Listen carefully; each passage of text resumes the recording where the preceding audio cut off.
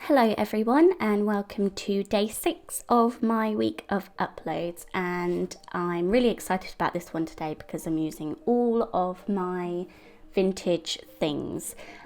So we're actually starting 2023 today. This is the most I've been caught up with my journaling in ages, so it's really nice to be working on the year that we're actually in for a change.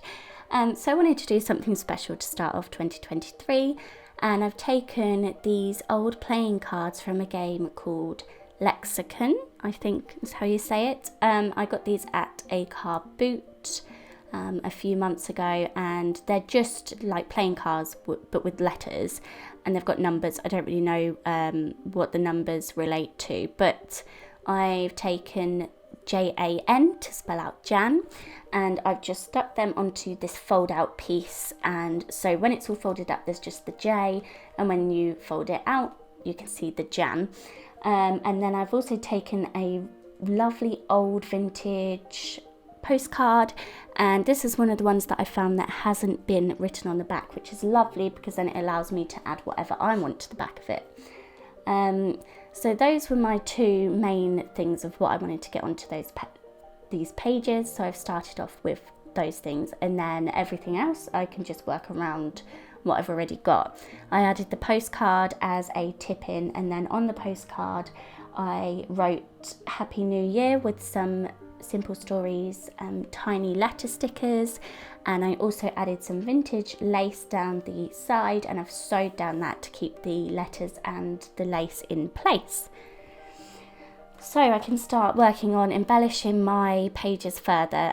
So I wanted to cover up this children's book page. I've done a lot of covering up these pages recently, but yeah, I just wanted something different to work with as a background. So I've taken a vintage map print. This came in a pack of papers that I got from Shein a little while ago. And most of this is going to be covered up anyway. I think I just wanted to dial down the colours a bit because I'm going for vintage. I didn't want bright colours. I wanted everything to look a bit more muted on my pages. And where I've got on the left hand side, I've got my gorgeous matte paper that I absolutely love. I just wanted to mirror that on the right hand page as well. So I've just added that with some double-sided tape.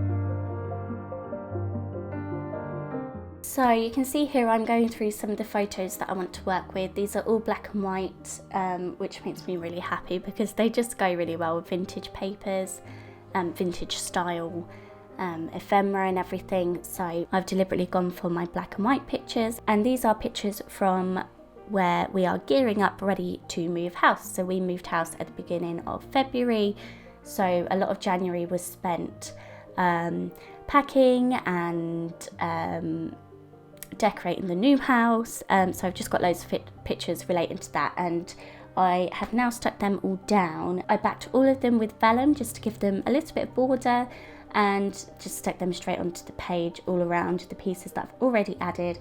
And I also journaled on the back of that postcard, again just about the fact that we're moving.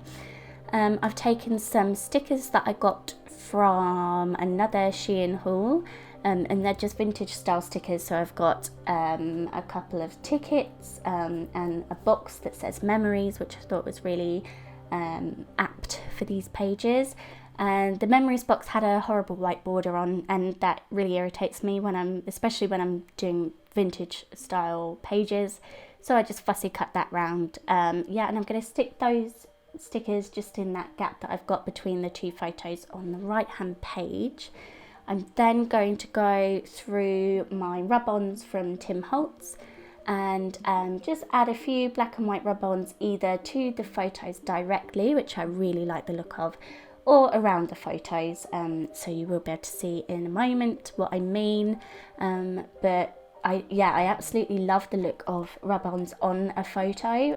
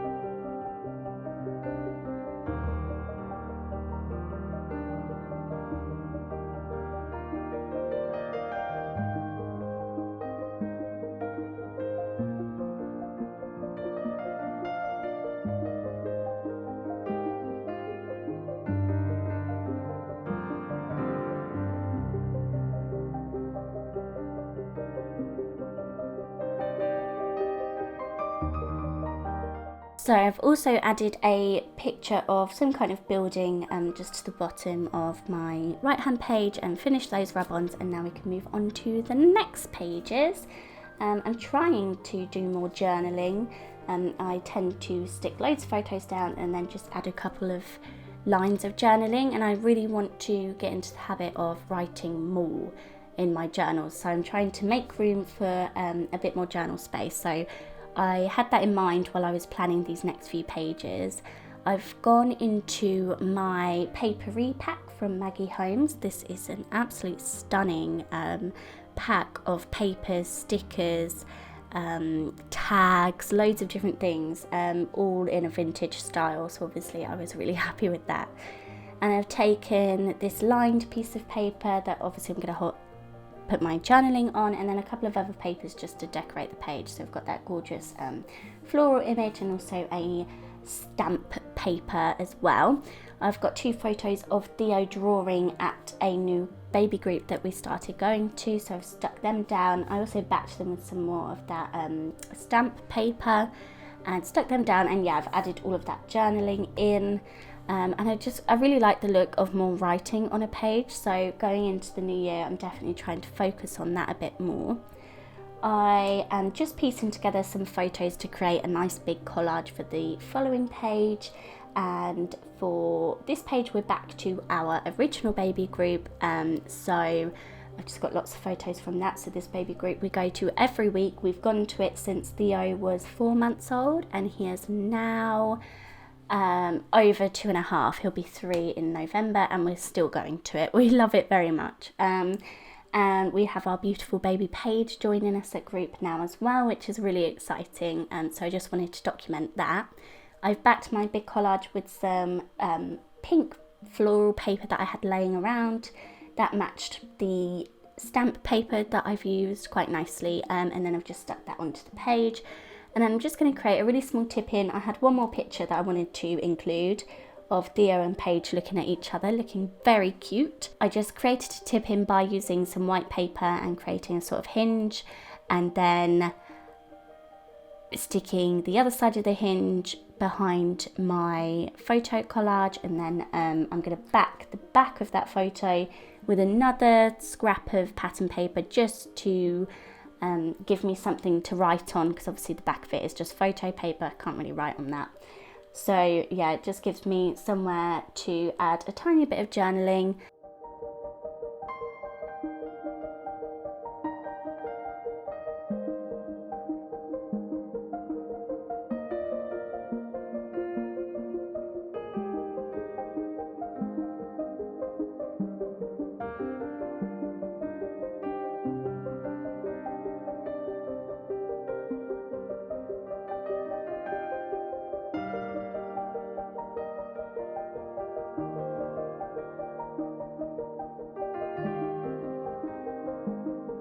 So I added another paper from that Maggie Holmes paper repack, and I am also going to use the stamp. It's sort of an ephemera piece. I thought it was a washi strip. I thought they were stickers, which I was trying to remove the back of for quite a while. They're not. So I can't remember where these are from, but they've been sitting on my desk for ages. So I'm really happy that I managed to use these. And because I've got the stamp paper on these pages, I thought the little floral stamps would go really well. And then I'm just adding a couple of lines of journaling underneath. I'm then going to stick all of this flat onto my page.